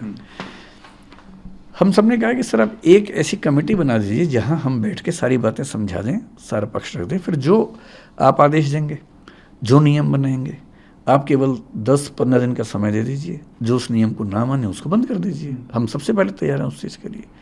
हमें भी तो क्लैरिटी चाहिए कि क्या क्या नियम है। इस घटना की जिम्मेदारी अगर तय करनी हो तो मेरे ख्याल से पहली समस्या ये वाली है। भ्रष्टाचार तो निश्चित रूप से है ही, कहने की बात ही नहीं है। अगर आप उस दिन के वीडियो को देखेंगे तो मैं बहुत परेशान रहा उस वीडियो को देख के कि सड़क पर बहुत पानी भरा हुआ है। बेसमेंट का जो लेवल है वो सड़क के लेवल से बहुत ही नज़दीक है, ऊंची बेसमेंट नहीं है, लगभग उसी लेवल की बेसमेंट है। बहुत खतरा नज़र आ रहा है कि अगर पानी उछला तो अंदर चला जाएगा। इतने में एक जीप वहाँ से गुजरी और मुझे आज पता लगा कि वहाँ एक बड़ा सा पैनल रख के रोका हुआ था पानी को अंदर जाने से, और अंदर बच्चे लाइब्रेरी में बैठे हुए थे। जैसी वो जीप तेज़ी से गुजरी, पानी ज़ोर से उछला और उस पानी से वो टूट गया जो टेम्परेरी रास्ता बना हुआ था, तो पानी अंदर जाने लगा। तब भी हमें दुविधा थी कि अचानक इतना पानी कैसे गया होगा, क्योंकि अगर 30-40 बच्चे थे और पानी आते हुए देखेंगे तो शायद निकलने का रास्ता रहता। एक तो दरवाज़ा बंद हुआ जो बायोमेट्रिक होने की वजह से हुआ, ये बहुत बड़ी समस्या हुई। दूसरा जो आज उन बच्चों ने बताया उस मीटिंग में वो ये था कि पानी एक खास गति से जा रहा था और बच्चे बाहर निकल रहे थे और अनुमान था कि निकल भी जाएंगे, किताबें लेके निकल रहे थे क्योंकि पानी इतना था कि उनको लगा किताबें छोड़ के निकलेंगे तो बचेगा नहीं कुछ। इतनी देर में पानी के बहाव से जो एग्जॉस्ट फैन था, वो जो एरिया था, वो भी टूट गया और जैसे ही वो टूटा पानी का पूरा बांध एक साथ अंदर गया। और उन बच्चों की बात जो मैं समझ पाया कि कमर तक के पानी से सिर के ऊपर तक पानी जाने में केवल शायद 50 सेकंड या 1 मिनट लगा। ये इतना कम टाइम था कि इतने टाइम में शायद हम में से कोई भी ना सोच पाता ना निकल पाता। फिर एलजी साहब ने आज बड़ी अच्छी बात उसमें ये भी कही कि वहाँ जो सीवर लाइन्स थी वो इलीगल कंस्ट्रक्शन से, एंक्रोचमेंट से कवर हो गई थी। ये भी एक समस्या है। एनक्रोचमेंट भी ऐसे तो नहीं होते हैं, उसमें भी कहीं ना कहीं तो कोई ना कोई शामिल होगा ही होगा। मेरा अपना मानना था कि बेसमेंट थोड़ी ऊंची होती बेहतर होता, लेकिन आज मुझे पता लगा कि जो नए नियम हैं जिसमें स्टिल्ट पार्किंग बनाना ज़रूरी है, उसमें शायद 8 सेंटीमीटर का कोई नियम है। अब नियम है या ये मतलब जनरली ऐसा होता मुझे नहीं पता, लेकिन शायद इस वजह से बेसमेंट्स बहुत ऊँची नहीं बनती है दिल्ली में, एक वजह ये भी है। इन सब के साथ मैं ये खुल के मानता हूँ कि इसमें कोचिंग इंस्टीट्यूट्स की एक बड़ी जिम्मेदारी बनती है, हमारी भी बनती है। संयोग की बात है कि हादसा कहीं और हुआ, लेकिन हमें नोशनल सेंस में समझना चाहिए कि हादसा कहीं भी हो सकता था। इसको रेक्टिफाई करना सभी इंस्टीट्यूट की जिम्मेदारी है। मैं अपने हिस्से की जिम्मेदारी बहुत खुल के निभाने को तैयार भी हूँ, तत्पर भी हूँ, और मैं आपके सामने स्पष्ट कर रहा हूँ कि किसी भी सूरत में जो चीज़ें अलाउड नहीं है दिल्ली में वो हम नहीं करेंगे, और चाहे हमें दिल्ली छोड़नी पड़े, चाहे कहीं और जाना पड़े, जो भी अप्रूव्ड बिल्डिंग्स होंगी हम वही काम करेंगे। सर, जिस इंसान का आप जिक्र कर रहे थे जो वो जीप चला रहा था, थार चला रहा था, उस बंदे को दिल्ली पुलिस ने अरेस्ट कर लिया है। उसको बताया ये मस्तीखोर है, और उसको बताया वो ज़्यादा ज़ोर से गाड़ी चला रहा था, उसकी वजह से वो जो उन्होंने बांध सा लगाया हुआ था वो टूट गया और इसलिए पानी भर गया। उस बंदे को अरेस्ट कर लिया। इसे आप कैसे देखें? ये तो देखिए, जब लोग बहुत आक्रोश में होते हैं उनको खुश करने के लिए, संतुष्ट करने के लिए ऐसे एक्शन सरकार लेती है। सरकार को भी पता है, पुलिस को भी पता है कि इस पर केस ऐसा कुछ बन नहीं पाएगा। मैक्सिमम ये केस बनेगा कि उसने रैश ड्राइविंग करके आसपास के लोगों को परेशान किया, पानी उछाला उनके ऊपर, क्योंकि उसकी ऐसी इंटेंशन नहीं थी। मेंसरिया के बिना आप कैसे आरोप कोई लगाएंगे? तो मेरे ख्याल से अभी जैसे एमसीडी ने बहुत बड़े पैमाने पर सीलिंग की, उसका पर्पस भी ये है कि जो एक नाराज़गी है लोगों में वो तुरंत उससे संतुष्ट किया जा सके। उस व्यक्ति की गिरफ्तारी का मसला भी है। मेरे ख्याल से जब मामला कोर्ट में जाएगा 1-2 हियरिंग में उसे बेल तो मिली जानी चाहिए। सर, भारत में एक और चीज़ होती है कि जब तक कोई बड़ी घटना ना हो ना, तब तक कोई एक्शन नहीं होता। ये कोचिंग इंस्टीट्यूट चल रहे थे, कोचिंग सेंटर चल रहे थे। आप मुखर्जी नगर और ओल्ड राजेंद्र नगर में आप घुसेंगे, आपको दिखते ही पता चल जाता है कि इनमें से किसी के पास एनओसी का एक ही एग्जिट है। वो भी इतना एग्जिट है कि आदमी हाथ भी नहीं कर सकता है, इतना वो एक बंदा जा सकता है। आपको देखते ही पता चलता है कि कहाँ रोका जाए, मतलब कहाँ किस नॉर्म को सेट किया जाए कि ये बंद हो। आंखों से देख के ही पता चल रहा है कि ये सब इलीगल है, ये सब भ्रष्टाचार चल रहा है, किसी के बीच में कोई किसी को पैसे दे रहा है, बहुत सारे नॉर्म्स हैं वो फ्लाउट हो रहे हैं, बहुत सारे नॉर्म्स हैं वो वायलेट हो रहे हैं। तो where should the buck stop? कहीं ना कहीं तो लाइन ड्रॉ करेंगे ना कि मतलब अभी बस मेरे बहुत हो ख्याल गया। से इस हादसे से जो सीखना चाहिए वो ये कि नो कंप्रोमाइज अप्रोच हो। मैं आपको एक और उदाहरण बताता हूँ। अगर आप मुखर्जी नगर जाएंगे, मेरा विश्वास है कि पूरे मुखर्जी नगर में एक ही ऐसी बिल्डिंग है जिसमें 2 एग्जिट्स हैं। एक कोई और हो तो मुझे पता नहीं, मैं एक को जानता हूँ, हमारी अपनी बिल्डिंग है। वहाँ कुछ क्लासेस चलती हैं, मेरे ख्याल से वो बंद हो जाएंगी, क्योंकि हमें ये चिंता रहती है कि इमरजेंसी में बच्चे कहाँ से निकलेंगे। हम एक तो सीढ़ियों में मीटर आमतौर पे हमेशा ध्यान रखते हैं कि मीटर वहाँ से दूर हो, तब भी कहीं कोई क्राइसिस हो तो बच्चे कहाँ से निकलेंगे। छत के दरवाजे हम हमेशा खोल के रखते हैं और कोशिश करते हैं कि आसपास की छतों पर जाने का ऑप्शन रहे। इसके अलावा हमने उस बिल्डिंग में पीछे की साइड में, बिल्डिंग के अंदर ही सारे फ्लोर्स को काट कर एक फायर एग्जिट बनाया और बच्चों के लिए नियम बनाया कि वो आएंगे इस तरफ से, जाएंगे उस तरफ से, ताकि उनको उस तरफ से जाने की प्रैक्टिस हो। लेकिन उसके बाद भी हमें उसका एनओसी नहीं मिल पाएगा। हालांकि हमने अप्लाई किया हुआ है, देखते हैं रिजेक्शन आता है कि नहीं आता है। उसके पीछे आर्गूमेंट जो होने वाला है वो ये कि एजुकेशनल बिल्डिंग के लिए शायद फायर एग्जिट की चौड़ाई एक स्पेसिफिक है, वो मेरे ख्याल से उतने एरिया में नहीं बन पाती है। लेकिन ठीक है, एक दिक्कत इंस्टीट्यूट्स की भी आप समझें कि वो सब एक साथ हैं, एक हब है, बच्चे भी वहाँ हैं। अगर आप किसी एक को बाहर निकाल देंगे तो ख़त्म हो जाएगा। होना ये चाहिए कि सबको एक साथ आप रीएलोकेट कर दें, रीलोकेट कर दें। और जो डीडीए के वाइस चेयरमैन हैं, जो शुभाशीष पंडा जी हैं, कुछ दिन पहले मेरी उनसे बात भी हुई थी। उन्होंने खुद एक प्रस्ताव मुझे दिया था कि अगर आप उचित समझें कि सारे इंस्टीट्यूट्स मिल के काम करना चाहें तो क्या नरेला में हम एक बड़ा हब बना सकते हैं कोचिंग का। मैंने कहा प्रस्ताव अच्छा है, लेकिन सबके मन में दुविधा ये होगी कि अगर वो चला गया और बाकी नहीं गए तो क्या होगा। तो बेहतर है कि आप एक मीटिंग बुला के सबसे बात कीजिए और यदि ऐसा कुछ होगा तो मैं आगे बढ़ चढ़ के उसमें हिस्सा भी लूँगा, और यदि सहमति बनती है तो आगे बढ़ना चाहूँगा।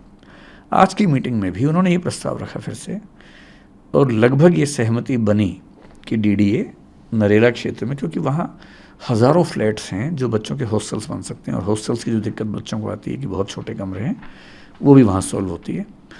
तो हो सकता है कि निकट भविष्य में आप देखें कि दिल्ली विकास प्राधिकरण डीडीए नरेला में, या रोहिणी के बाद भी उन्होंने की, और ये भी कहा कि कुछ और एरियाज़ में भी वो कोशिश करेंगे देखने की कहाँ ऐसी व्यवस्था बन सकती है। तो हो सकता है कि दिल्ली सरकार इस पर कोई बड़ा स्टेप ले, और अगर ऐसा होगा तो मेरे ख्याल से इंस्टीट्यूट्स को आगे बढ़कर साथ देना चाहिए सरकार का। सर, जिस बेसमेंट, जिस लाइब्रेरी में पानी घुसा और 3 लोगों की मृत्यु हुई, 3 यूपीएससी एस्पिरेंट्स की जान गई, उस स्पेसिफिक लाइब्रेरी का नाम मेंशन करके, उसका जिक्र करके दिल्ली के अफसरों को बताया गया है कि यहाँ पे हादसा हो सकता है 1 महीना पहले।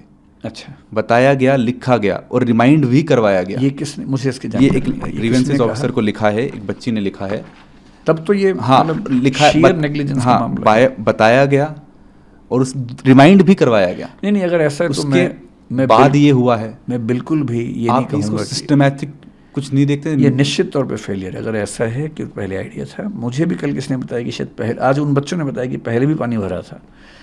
मतलब मेरा अपना मानना है कि अगर ऐसा है तो फिर इस पर बहुत बहुत कठोर कार्रवाई होनी चाहिए। सर, एक दूसरा पहलू भी आया। अब जब ये हादसा हुआ तो उसके बाद रिपोर्टर्स गए हैं वहाँ पे, काफ़ी एंकर्स गए हैं, वो सुविधाओं को देख रहे हैं, वो फैसिलिटीज़ को देख रहे हैं।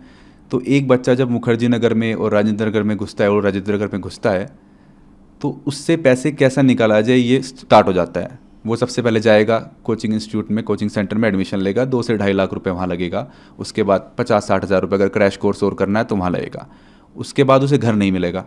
जब तक ब्रोकर को वो पैसे नहीं देगा 1 महीने का सिक्योरिटी डिपॉजिट, तब तक उसको पैसे नहीं मिलेंगे और घर नहीं मिलेगा। उसके बाद उसके मकान मालिक नखरे करता है, वो उसको घर नहीं देता। इतने छोटे छोटे घर होते हैं सर। हाँ।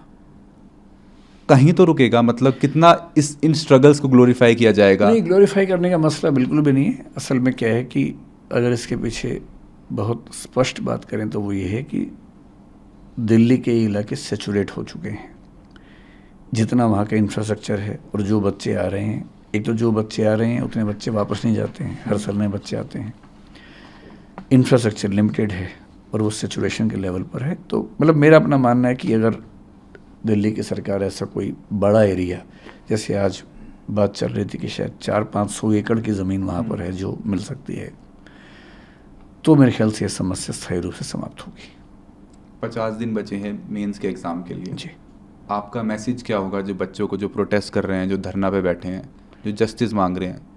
क्या अगर मतलब जो ANI के बच्चे थ्रू क्या जो मैसेज? बच्चे मेंस दे रहे हैं इस बार, उनको तो मेरा निवेदन ये है कि वो पहले रुक कर मेंस की तैयारी करें।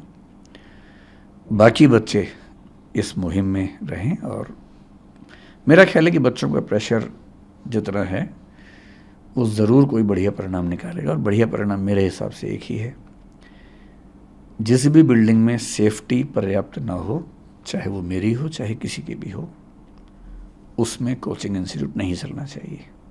नंबर 2, सारी एजेंसीज़ की सहमति से, जो समिति बनी है जिसमें मुझे भी उन्होंने शामिल किया है, सारी एजेंसीज़ की सहमति से एक कोई बड़ा एरिया दिल्ली में ऐसा मिले जहाँ पर सब संस्थाएं जाएं। जो ना जाना चाहें ना जाएं, लेकिन वो इतना हो जाए कि सब लोग जब वहाँ जाएंगे तो फिर दबाव में सब आते ही हैं, क्योंकि हब बन जाता है तो उसके बाद उसकी अलग एक एक्सेप्टेंस हो जाती है। और यदि उसके बाद भी ऐसा कोई नेग्लिजेंस सामने आए जिसमें बार बार बताया गया हो, तो जितनी कठोर कार्रवाई हो सके होनी चाहिए। सर, ये दृष्टि IAS की और या किसी और कोचिंग सेंटर की बात नहीं है। राजेंद्र नगर, मुखर्जी नगर में लोगों ने अपने घर के बेसमेंट के अंदर लाइब्रेरी खोल रखी है। हाँ। वहाँ पे PG खोल रखा है। हाँ, एक कमरे को 4 भागों में बेसमेंट का PG मैं नहीं जानता हूँ, हाँ, लाइब्रेरी खोल रखी सुना है। है, वहाँ पे हाँ। बेड डाल देते हैं, एक ही रूम में 4 और बच्चों को वो दे देते हैं। खेल- 1000 से ज़्यादा। नहीं, इसका वही मूल कारण वही हाँ। है कि जो बच्चे हैं बहुत ज़्यादा रहने की जगह है नहीं, तो फिर वो लोग उस तरह से खेलते हैं। क्या ये सब MCD सरकार को नहीं दिख रहा है या आंख अच्छा, आप मूंद उस ली? एंगल से बात हाँ। कर रहे हैं तो निश्चित रूप से जो हॉस्टल्स हैं, PGs हैं, उनके लिए भी नॉर्म्स उतने स्ट्रिक्ट होने चाहिए जितने स्ट्रिक्ट कोचिंग के लिए। क्योंकि हम जो कोचिंग इंस्टीट्यूट्स वाले होते हैं उनका हॉस्टल से कोई ऐसा लिंक नहीं होता है, सिवाय इसके कि हमने एक अस्मिता स्कीम चला रखी है जिसमें हम बच्चों का रहना खाना अपने सर पे उठाते हैं। अभी दिल्ली में ऐसे करीब 500 से 600 बच्चे इस समय हैं जिनका रहना खाना हम देखते हैं। तो हम कुछ पीजी ऑनर्स से बात करते हैं, हम कुछ उनको लिस्ट देते हैं कि ये शर्तें हैं, ये आप पूरी करेंगे तो हम पेमेंट करेंगे, तो उन शर्तों को पूरा करते हैं, जिसमें ये साफ़ सफाई और इमरजेंसी में बाहर निकलने का रास्ता, वो सब चीज़ें हम उनसे पूछते हैं। लेकिन हाँ, ठीक बात है, जो नॉर्म्स कोचिंग इंस्टीट्यूट के लिए वो हॉस्टल के लिए भी होनी चाहिए, इसमें कोई किंतु परंतु की बात नहीं है। और ये भी ध्यान रखना है कि कोचिंग इंस्टीट्यूट में तो बच्चा, जैसे एक बार उसने फ़ीस दी, लेकिन रहना है उसको 3 साल तक। और दिल्ली में मेरे ख्याल से 20-25 हज़ार से कम में 1 महीने का खर्चा नहीं चलता किसी बच्चे का। तो 1 साल में उसका रहने का खर्चा 3 लाख रुपए के आसपास है, 3 साल में 9 लाख रुपए है। असली खर्चा तो वहाँ पर होता है, तो थोड़ी सुविधाएं भी ठीक हों। तो यदि हम किसी ऐसे स्थान पर शिफ्ट हो जाएं, सब लोग, बच्चे भी, जहाँ थोड़े खुले खुले हॉस्टल्स हों, धूप हवा भी आती हो, और कोचिंग इंस्टीट्यूट भी थोड़े बड़े एरिया में हों, बेसमेंट की नौबत ना हो, सीढ़ियाँ कम से कम 2-2 हर फ्लोर पे हों इमरजेंसी के लिए, सबके लिए अच्छा है। और हो सकता है कि इस मामले में पहल हम करें, हम पीछे नहीं हटेंगे। हज़ारों बच्चे पढ़ने आते हैं, आईएएस की तैयारी करने आते हैं, आईपीएस की तैयारी करने आते हैं, सिविल सर्विसेज की तैयारी करने आते हैं मुखर्जी नगर में और ओल्ड राजेंद्र नगर में। जब वो पास आउट हो जाते हैं, जब वो आईएएस आईपीएस बन जाते हैं, क्या किसी एक बच्चे ने नहीं सोचा कि इन सारी प्रॉब्लम्स को मैं एड्रेस करूं, बड़े पैमाने पे दिखाऊं, लोगों को जागरूक करूं, बताऊं कि क्या सब चल रहा है यहाँ पे, कैसे सेफ्टी की धज्जियाँ उड़ाई जा रही हैं, कैसे फैसिलिटीज़ प्रोवाइड की जा रही है? क्या किसी एक इंसान ने भी नहीं सोचा? नहीं, ऐसा नहीं है। कुछ सिविल सर्वेंट्स ऐसा सोचते होंगे, ज़रूर अपनी बात रखते भी होंगे। कभी कभी ऐसा भी होता है कि जो लोग यहाँ से पढ़ के जाते हैं वही वापस आके यहाँ काम भी करते हैं। अभी भी मैं ऐसे कुछ सिविल सेवकों को जानता हूँ जो दिल्ली में पोस्टेड हैं, उन एरियाज में पोस्टेड हैं। लेकिन क्या होता है ना कि जैसे मान लीजिए कोई आईएएस है और वो भी काम कर रहा है, मान लेते कि डीएम है, पर डीएम के पास बड़े फैसले करने की अथॉरिटी नहीं है, क्योंकि उसमें डीडी भी इन्वॉल्व है, एमसीडी भी है, फायर सर्विस भी है। वो अकेला क्या करेगा? सुझाव दे सकता है। ये स्टेप्स उस लेवल पर संभव हैं जब कोई व्यक्ति चीफ सेक्रेटरी के आसपास के पद पे हो, तो प्रयास करते ही होंगे। पर जब चीज़ें सिस्टम में बहुत बिखरी हों तो एक व्यक्ति के प्रयास से समाधान आमतौर पर नहीं हो पाता। मैं उन पे आरोप क्यों लगाऊंगा? कुछ न कोशिश करते ही होंगे। अभी ब्लेम गेम भी तो चल रहा होता है। दिल्ली सरकार के मंत्री हैं जो बोल देते हैं कि ये एलजी साहब ने किया है, उनके अंडर आता है, वो बोल देते हैं ये उनके अंडर आता है। दिल्ली का जो एडमिनिस्ट्रेटिव स्ट्रक्चर है वो इस समय देश में सबसे यूनिक है। जो मुख्यमंत्री और एलजी के बीच में रिस्पॉन्सिबिलिटी की शेयरिंग है वो बड़ी अनक्लियर है। सुप्रीम कोर्ट का एक आदेश है, उसके बाद एक उस पर ऑर्डिनेंस आया, एक्ट आया, तो ये खींचतानी चलती रहती है। और ये दुर्भाग्य है कि दिल्ली में चीज़ें इस वजह से फंस जाती हैं। दिल्ली सीएम और दिल्ली एलजी के बीच में जो रिफ्ट है उसका भुगतान दिल्ली के लोग कर रहे हैं, कहना गलत तो नहीं होगा? मैं इस पर टिप्पणी करने से बचूंगा, क्योंकि अभी ये मामला जिस तरह से बढ़ रहा है, मैं चाहता हूँ कि इस पर फैसले बड़े हो जाएं। इन झगड़ों में उलझने से हो सकता है कि वो चीज़ थोड़ी सी हल्की पड़ जाए।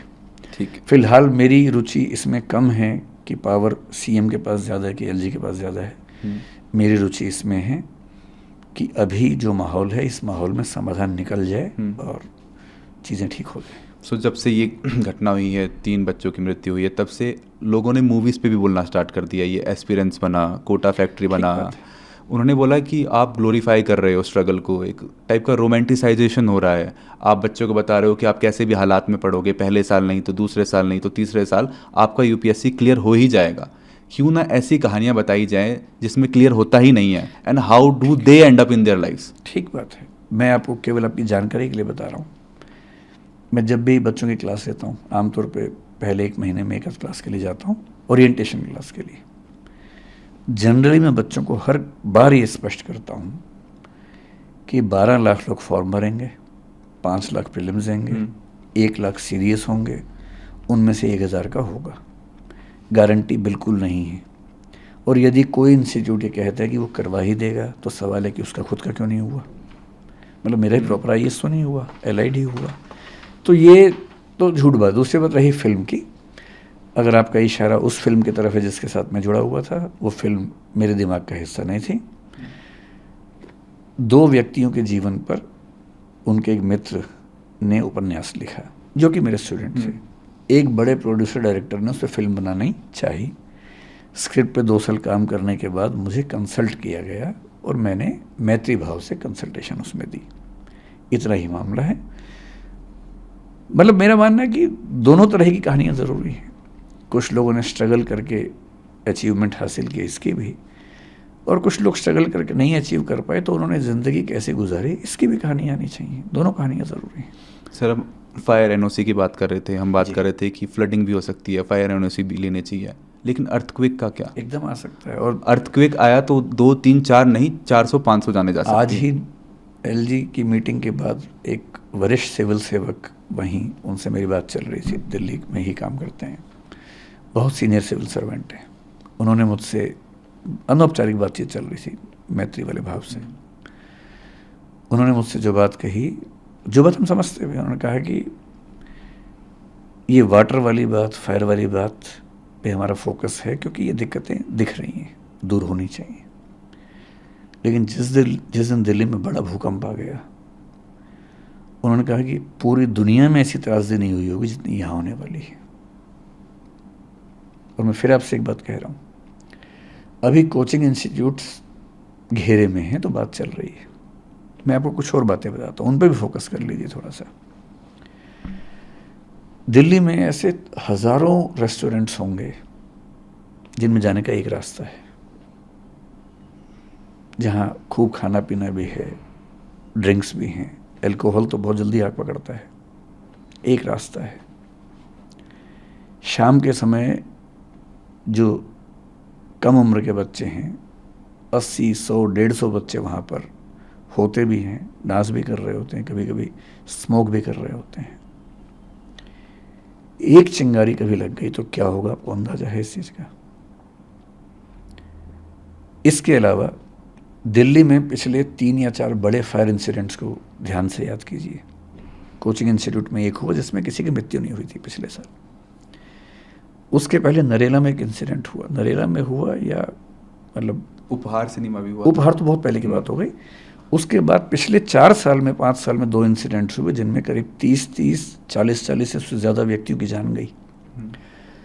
पर क्योंकि वो मजदूर थे इसलिए उनकी बात बहुत ज़्यादा उठी नहीं, किसी ने की नहीं उनकी बात, क्योंकि वो एक ऐसी बिल्डिंग में सो रहे थे, एक ही रास्ता था और नीचे से आग लग गई। जो अभी हाल ही में भारत के बाहर भी एक घटना घटी, बहुत से भारतीयों की जान गई जिसमें। अर्थक्वेक बहुत बड़ी त्रासदी होगा। फायर, फ्लड से ज़्यादा फायर की चिंता हमें आमतौर पर लगती है क्योंकि फायर दिल्ली में होने का खतरा ज़्यादा होता है। और पुराने जो बाज़ार हैं, चांदनी चौक हो, कोई बाज़ार हो, छोटी छोटी गलियों में जब आप ऊपर चढ़ते हैं एक दुकान में जहाँ 1 लाख साड़ियाँ टंगी हुई हैं, जहाँ 50 सैकड़ों महिलाएं साड़ी खरीद रही हैं, भगवान ना करे कभी कुछ हुआ तो क्या होगा? बहुत सारे प्रश्न हैं। दिल्ली का विकास बहुत सिस्टमेटिक सिटी के रूप में नहीं हुआ, चंडीगढ़ की तरह से नहीं हुआ है। 1962 के मास्टर प्लान में उन पुराने इलाकों को एग्जम्पशंस दी गई हैं ताकि वहाँ बिजनेस हार्म ना हो। एग्जम्पशन तो ठीक है, बिजनेस इंटरेस्ट में है, लेकिन जब आग लगती है तो वो एग्जम्पशन नहीं देती है। तो मैं जो विनम्र निवेदन करना चाह रहा हूँ कि ऐसा नहीं है कि बारूद के ढेर पर सिर्फ कोचिंग इंस्टीट्यूट्स बैठे हैं, पूरी दिल्ली बैठी है। बहुत कम ऐसे संस्थान हैं, स्कूल है, कॉलेज है, यूनिवर्सिटी है, अस्पताल है, उनको ज़मीन मिलती है। मीडिया हाउसेस को ज़मीन मिल जाती है, बाकी लोगों को ज़मीन नहीं मिलती है। कोचिंग इंस्टीट्यूट को सरकार ज़मीन नहीं देती है, उनको खुद खरीदनी होती है, खुद रेंट पे लेना होता है, महंगे रेंट पे लेना होता है। फिर हर डिपार्टमेंट के साथ कम से कम ये ध्यान रखना होता है कि छोटी सी बात पे कोई हमला ना हो जाए। तो पक्ष सबका है, उनका भी है, और अच्छी बात है कि अगर हम एक स्थायी समाधान की ओर बढ़ें, मुझे उम्मीद है कि इस बार कुछ ना कुछ स्थायी होगा। सर फैमिलीज़ भी ये न्यूज़ देख रही हैं, सोशल मीडिया पे हैं, वो भी देख रही हैं कि कैसे घटना सब कुछ हुआ, 3 बच्चों की जान गई। पेरेंट्स को आप क्या मैसेज देना चाहेंगे जो अपने बच्चों को भेजते हैं दिल्ली पढ़ने के लिए, बंगाल से, यूपी से, हरियाणा से, कि जाओ पढ़ो? जैसे ये जो बच्चे थे, निविन केरल से था, ये जो तान्या बच्ची है वो तेलंगाना से, उसके पेरेंट्स भी थे, शायद एक यूपी से बच्ची है। मैं पेरेंट्स से ये कहना चाहूँगा कि जब वो आए दिल्ली में, चाहे हमारे पास आए चाहे कहीं भी जाए, केवल ये ना देखें कि इंस्टीट्यूट कितना अच्छा है, टीचर्स इतने अच्छे हैं, साथ में थोड़ा सा ये भी देखें कि सेफ्टी के प्रोविज़न्स कितने वहाँ पर हैं। खुद जाके देखें, क्लासरूम के अंदर जाके देखें। एक सिंपल सी कसौटी मैं आपको दे रहा हूँ। सबसे पहले हर पेरेंट और हर बच्चा जब भी किसी क्लासरूम में जाए, ये ध्यान से चेक कर ले कि अगर कोई दिक्कत हुई तो निकलने की संभावना है या नहीं। मैं सामान्य भाषा में कहूँ तो कम से कम 2 एग्जिट हैं या नहीं। बहुत बेसिक सा क्राइटेरिया है। मैं जानता हूँ कि ये कहने के बाद बहुत सारे इंस्टीट्यूट मुझसे नाराज़ हो जाएंगे, वो मुझे शायद बिरादरी से बाहर कर देंगे, लेकिन मैं साफ कह रहा हूँ, जिस क्लासरूम में बिल्डिंग में निकलने के 2 रास्ते ना हों, 2 या 2 से ज़्यादा, वहाँ आपको क्लास नहीं करनी चाहिए। अगर वो हमारा भी है तो हमारे पास भी नहीं करनी चाहिए। और अब से एक नई बात यह है कि बेसमेंट तो हम अभी ये सुनिश्चित करेंगे कि मतलब बाकी राज्यों में बेसमेंट को लेके ऐसे कठोर नियम शायद नहीं है, लेकिन हम कोशिश करेंगे कि हर जगह इस नियम को लागू करें। सर, आपने जो प्रेस रिलीज थी वो जारी की, उसमें आपने एक सुझाव भी दिया कि सरकार दिल्ली में 3 से 4 क्षेत्रों को चुनकर उन्हें कोचिंग स्थानों के लिए नियत करे। इस पे भी बात हुई एलजी साहब के साथ आपकी। नरेला के लिए जो डीडीए के वाइस चेयरमैन हैं शुभाशीष पंडा जी, उन्होंने बात आज भी रखी और वो कह रहे हैं कि वहाँ पर हज़ारों की संख्या में घर तैयार हैं। जो कोचिंग इंस्टीट्यूट बनाने की बात है, हम आपको लैंड भी दे सकते हैं अगर आप कहेंगे, तो हम ऐसे बिल्डर से बात करेंगे जो आपको बना के दे देंगे। तो वो मतलब अब देखते हैं कि कितना व्यावहारिक सब लोग स्वीकार कर पाते हैं, लेकिन एक प्रस्ताव तो दिया। उन्होंने रोहिणी की बात भी की, पर ये कहा कि रोहिणी में हमारे पास बने बनाए फ्लैट्स नहीं हैं, तो हमें उसमें थोड़ा सा टाइम लगेगा, लेकिन 1 से 1.5 साल में उम्मीद है कि कहीं ना कहीं एक ऐसा हब बन जाएगा। एक डेथ्स को भी लेकर सर काफ़ी सवाल उठ रहे हैं कि 3 स्टूडेंट्स नहीं थे, 3 से ज़्यादा थे, और कहीं ना कहीं मौतों को छुपाया जा रहा है। फिर एक इसका काउंटर आर्ग्यूमेंट ये भी आता है कि भाई जो लोग मरे हैं, जो बच्चे मरे हैं, स्टूडेंट्स मरे हैं, उनके पेरेंट्स और फैमिली सामने नहीं आ रहे हैं। दरअसल जब मुखर्जी नगर में ऐसा हुआ पिछले साल आग जब लगी, तो उस दिन भी ऐसा हुआ, अफवाह फैल गई कि शायद 15, 20, 30 बच्चों की डेथ हुई है और सरकार छिपा रही है। सरकार का पक्ष था कि डेथ एक की भी नहीं हुई है। तो मैं, क्योंकि मतलब मेरे बहुत सारे स्टूडेंट्स प्रशासन में हैं, तो मैंने दिल्ली की पुलिस में काम करने वाले एक वरिष्ठ अधिकारी को, जो इस मामले को समझ भी रहे थे, उनसे बात की। उन्होंने एकदम साफ साफ कहा कि सर, कैजुअल्टी नहीं है, बहुत सारे बच्चों को, एम्बुलेंस इतनी सारी क्यों आई, ये सवाल था। बोले कि हमारी नॉर्म ये है कि किसी बच्चे को हल्की सी चोट भी हो तो हम उसको हॉस्पिटल लेके जाते हैं एम्बुलेंस में। और मैंने उनसे निवेदन किया, मैंने कहा आप एक काम करो, बच्चों को ऐसा लग रहा है कि उस बिल्डिंग के अंदर बहुत सारी लाशें हैं, आप हो सके तो एक बार बिल्डिंग के अंदर जाके उनको दिखा दो, 2, 4, 5 बच्चों को ले जाके। उसके बाद शायद उन्होंने ऐसा किया। एमपी साहब हमारे जो थे मनोज तिवारी, उनको भी शायद दिखाया, कुछ बच्चों को शायद दिखाया गया। धीरे धीरे ये रूमर शांत हुआ। यहाँ की जो बात है, मेरा बच्चों से कहना ये है कि अगर उनको निश्चित तौर पर ऐसी जानकारी है तो उन बच्चों का नाम बताएं जो मिसिंग हैं, जिनकी डेथ की बात है। जैसे मैंने आज ही कहीं पढ़ा कि एक बच्चे को मिसिंग बताया गया, वो बच्चा आज सामने आया कि मैं उस दिन वहाँ पर नहीं था, शायद नारायणा में कहीं रहता बच्चा। तो क्योंकि जब बच्चे निकले होंगे, कुछ बच्चे घायल होंगे, उनको लेके हॉस्पिटल गए होंगे, तो ये सीधी सी बात है, उस समय सबको ऐसा लगता है कि जितने लोग जा रहे हैं वो सब डेड बॉडीज़ हैं और बच्चों की चिंता लाजमी है। लेकिन अगर ऐसा एक भी नाम है जिसमें उनको डाउट है, वो नाम बताएं, उनके पेरेंट्स सामने आए, और जैसे ही कोई बच्चा सामने, मतलब बच्चे का नाम सामने आएगा, पेरेंट्स सामने आएंगे, तो सरकार को जवाब देना पड़ेगा। प्रशासन को लेकर जो मेरी अपनी समझ है वो ये है कि दिल्ली जैसे शहर में पब्लिक आई के बीच में होते हुए इतना आसान नहीं है छिपाना, लेकिन अगर शक है बच्चों को तो नाम बताना चाहिए, इन्वेस्टिगेशन होनी चाहिए इसकी। सर, एक नीलेश नाम का यूपीएससी एस्पिरेंट और था, उसकी कुछ दिन पहले जान चली गई थी करंट लगने की वजह से। अभी 3 बच्चों की जान चली गई है। एक सवाल बार बार लोगों के मन में उठता है, दिल में उठता है, does human cost have no life in India? मतलब ये बात ईमानदारी से कहें तो जैसे जैसे हम विकसित देश बनते हैं, वैसे वैसे ह्यूमन लाइफ की कीमत बढ़ती जाती है। विकासशील देशों में, गरीब देशों में ह्यूमन लाइफ की कीमत उतनी नहीं होती है। मसलन नियम उतने हैं नहीं, रिसोर्सेज उतने हैं नहीं, इंफ्रास्ट्रक्चर उतना है नहीं, चलता रहता है, सबको पता है, फिर एक हादसा होता है, नाराज़गी होती है कुछ दिनों की, शांत हो जाता है। गुजरात में कुछ दिन पहले ऐसा हुआ कि एक नदी पे पुल टूटा, कितनी जानें चली गई, बहुत शोर मचा। गुजरात में ही हाल में गेमिंग जोन में आग लगी, कितने लोग मर गए। दिल्ली में पहले 2 फायर इंसिडेंट्स हुए थे, कितने लोगों की डेथ हो गई थी। ट्रेन एक्सीडेंट्स भी होते हैं।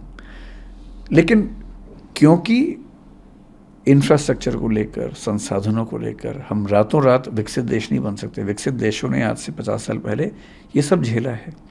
इन सब चीज़ों को झेल कर नई नीतियाँ बने, नियम बने, चीज़ें ठीक हुई। वहाँ आबादी का दबाव थोड़ा कम रहता है, जगह उनके पास ज़्यादा है, हमारे पास आबादी भी ज़्यादा है जगह की तुलना में। ईमानदारी की बात है कि भारत में और ऐसे देशों में, पाकिस्तान में, किसी और देश की बात करें, ह्यूमन बीइंग की ज़िंदगी पर खतरे ज़्यादा हैं, और दिल्ली तो बहुत ज़्यादा है। जब गर्मियाँ होती हैं तो चिंता होती है कि कहीं आग ना लग जाए, सर्दियों में भी ऐसा होता है। अब बरसात में चिंता होने लगी है कि कहीं पानी ना घुस जाए। दिवाली आते आते अगले 4 महीने चिंता है कि जिसको लंग्स में दिक्कत है, अगर किसी को मतलब अगर लंग्स से दिक्कत है तो बस वो बच जाए, क्योंकि पॉल्यूशन का लेवल इतना ज़्यादा होता है। तो निस्संदेह दिल्ली में ज़िंदा रहना भी एक चैलेंज होता है, चुनौती है। सर, स्टूडेंट्स जो प्रोटेस्ट कर रहे हैं उन्हें देख के लग नहीं रहा है कि उनका आक्रोश आने वाले 3-4 दिनों में कम होने वाला है। जब तक कोई सॉलिड उन्हें या तो प्रूफ नहीं मिलेगा कि सरकार कोई कदम उठा रही है या कोई जस्टिस का कोई उन्हें रे ऑफ होप नहीं दिखेगा, तब तक लग नहीं रहा कि वो एक कदम पीछे लेने वाले हैं। अच्छी बात है कि आज की मीटिंग में 5 या 6 बच्चे जो उस मूवमेंट में हैं वो भी आए हुए थे, उन्हें दिल्ली पुलिस लेके आई थी। वो भी इस पूरे प्रोसेस के भागीदार हैं, और जो कमेटी बन रही है उस कमेटी में बच्चों का पार्टिसिपेशन भी है। एक बार मैं आपको उस कमेटी में कौन कौन है अगर आप बता पाएँ तो? बच्चे, एलजी साहब ने जो उस समय कहा था, मैं बहुत एग्जैक्टली ध्यान नहीं कर पा रहा हूँ, लेकिन 4-5 इंस्टीट्यूट्स के लोग थे, जिनमें एक मैं भी था। बच्चों की तरफ से 1 या 2 लोग रहने वाले हैं। जो दिल्ली के चीफ सेक्रेटरी हैं, मेरे ख्याल से वो कमेटी के चेयरमैन होने वाले हैं। और अगर मैं ठीक याद कर पा रहा हूँ तो एमसीडी के कमिश्नर और डीडीए के वीसी या उनके प्रतिनिधि उस कमेटी में होंगे, और दिल्ली फायर सर्विस के भी। सर, ये इंटरव्यू ख़त्म करना चाहूँगा। आपका एक आखिरी मैसेज, जो बच्चे जो प्रोटेस्ट कर रहे हैं, जो न्याय की मांग कर रहे हैं, आप उनसे एएनआई के थ्रू क्या कहना चाहेंगे? आखिरी मैसेज। मैं कहना चाहूँगा कि ये जो आक्रोश है ये बहुत रैंडम ना रहे, एक व्यवस्था सुधारने का माध्यम बने, और उसमें कुछ लोगों को कीमत चुकानी होगी, उनको चुकानी चाहिए, चाहे वो हम हों, चाहे एमसीडी वाले हों, कोई भी हों। और अगर इस आक्रोश की बदौलत वो दिल्ली में एक ऐसी रेगुलेटरी बॉडी बनवा लेते हैं कोचिंग इंस्टीट्यूट्स के लिए, जो सब चीज़ों का नियमन करे, हॉस्टल्स के बारे में भी ध्यान से उनकी शिकायतों को सुने, समाधान करे, और यदि कोई एक ऐसा प्लेस मिल जाता है, क्योंकि कोचिंग इंस्टीट्यूट्स की वहाँ कॉस्ट काफ़ी कम होगी। अभी करोल बाग वगैरह में किराए इतने ज़्यादा हैं कि उनकी भी बहुत दिक्कतें हैं। ऐसा नहीं है कि उनके पास परेशानियाँ नहीं हैं। जब नई जगह पे होंगे, किराए उनके बहुत कम हो जाएंगे, खर्चा भी कम हो जाएगा, फीस भी कम हो जाएगी, रहने की दुविधा भी कम हो जाएगी, हवा धूप वो सब चीज़ें भी मिलेंगी। तो अब मतलब वो कहते हैं ना कि दुष्यंत कुमार की भाषा में कि हो चुकी है पीर पर्वत सी पिघलनी चाहिए। पीड़ा जो है पहाड़ जैसी हो गई है, इस हिमालय से कोई गंगा निकलनी चाहिए। ये बच्चे भगीरथ बन सकते हैं, इस हिमालय से गंगा निकाल सकते हैं, और इस मामले में मैं खुल के कह रहा हूँ कि मैं उनके साथ हूँ, इसमें कोई दुविधा नहीं है। और साथ में इतना ही नहीं, बल्कि मैंने आज एलजी साहब से भी बात की। एलजी साहब ने निवेदन किया कि जिन बच्चों की मृत्यु हुई उनके माता पिता की स्ट्रगल्स भी हैं, तो हम तो सरकार की तरफ से जो मदद कर सकते हैं करेंगे, आप लोग भी करेंगे तो अच्छा होगा। मैंने उनको वायदा किया एलजी साहब को कि हम आगे बढ़ के मदद करना चाहेंगे, बशर्ते कि उनके पेरेंट्स ऐसा चाहें, उनको अपमान ना लगे। तो हम आज या कल में उन बच्चों से मिलेंगे, उन बच्चों के थ्रू उन बच्चों के पेरेंट्स से मिलेंगे जिनकी मृत्यु हुई, बात करेंगे। यदि संभव हुआ तो हम कोशिश करेंगे उनके घाव पर थोड़ी सी मरहम लगा सकें।